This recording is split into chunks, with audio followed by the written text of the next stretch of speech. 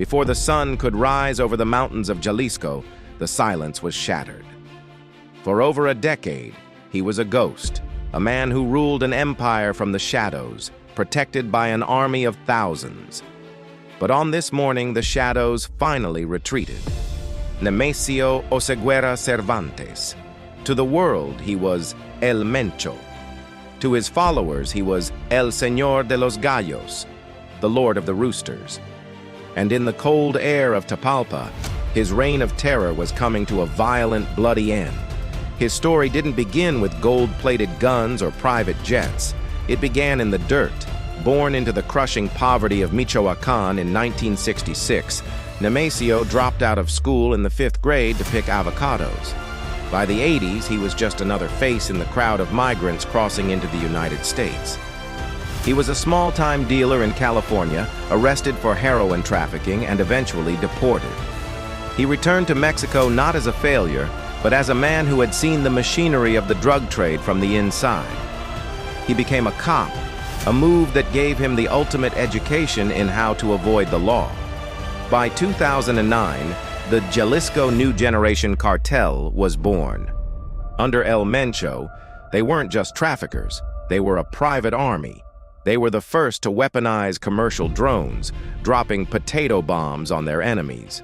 They were the first to use RPGs to bring down a military helicopter in broad daylight. But their power was built on a foundation of absolute depravity.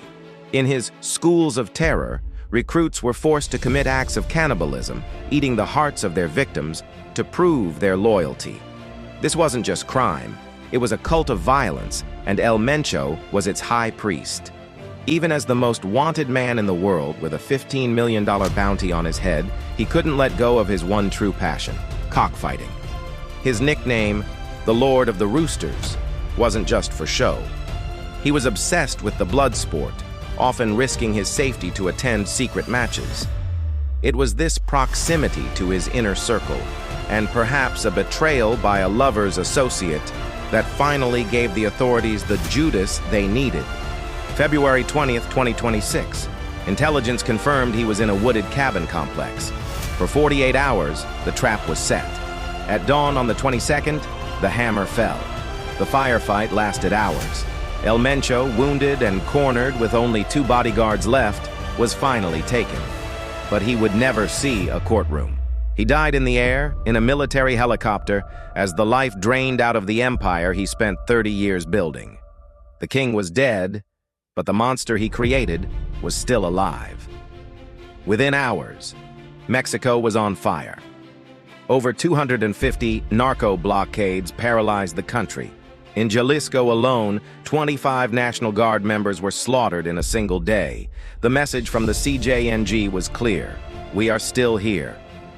Today, Mexico stands at a crossroads. The death of El Mencho is a massive victory, but it has left a terrifying power vacuum. With the 2026 World Cup just months away, the world's eyes are on Guadalajara, a city now caught in the crossfire of a potential civil war within the cartel. The Lord of the Roosters is gone, but in the mountains of Jalisco, the fighting has only just begun.